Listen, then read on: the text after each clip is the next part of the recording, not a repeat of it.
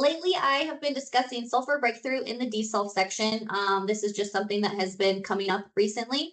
But today I want to continue the conversation. I'm speaking with Taylor Archer, and we're going to continue talking about the desulf section, but kind of maybe other things that you might see happen. Hey, Taylor. Hey, Karen, glad to be here.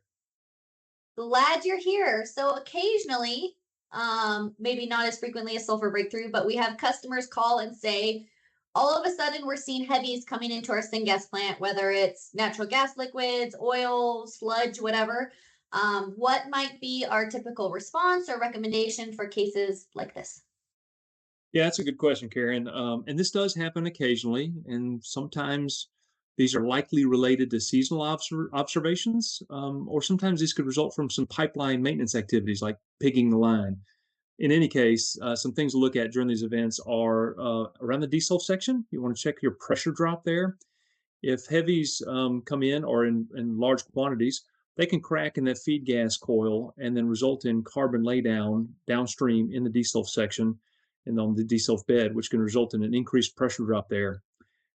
It's also possible that the presence of heavies could indicate other cats and dogs that are coming in the natural gas, which can be sulfur compounds. And if that event is a little bit more than a transient condition, then the heavy organic sulfur or just higher sulfur in general can lead to a higher pickup rate in your zinc oxide bed. And that would ultimately mean that it would have a shorter life and earlier breakthrough than originally planned. The other area to keep an eye on is your primary reformer or SMR. When heavies and or heavy loads of organic sulfur come in, they can cause some issues in the reformer. They can cause some cracking issues in a lower steam to carbon ratio environment, especially. And that carbon laydown would essentially block active sites on your steam methane reforming catalyst. This is particularly worrisome for plants that don't have a pre-reformer and or run a steam to gas ratio that's right on the lower end of the spectrum there.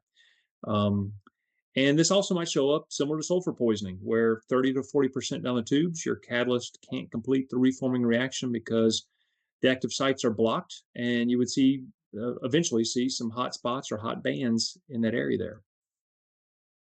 Perfect, thank you. So kind of some initially two areas of focus should be your desulf section, kind of looking at your DP, and then your primary reformer, looking for cracking and also the effects of sulfur in the event that you do get a bunch of heavies coming into your syngas plant.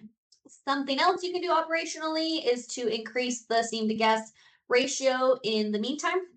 Taylor mentioned that as well, that you could be running on the lower end. Yeah. Yeah, I fully agree. That would help to minimize the effects, or at least defer those and catalyze the removal of some of that carbon. Other mitigating effects could be to make sure that you do have an alkali promoted catalyst layer for the top 40% or so of the SMR tube. And that's just as insurance to help defer or minimize the effects of that carbon laydown.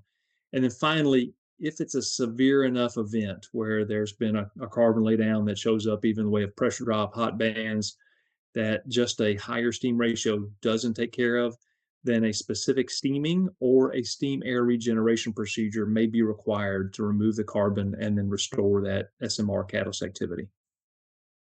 Which can also be used for sulfur poisoning in extreme sulfur poisoning cases. Right. Yeah, well, thanks for joining me, Taylor. Always a pleasure.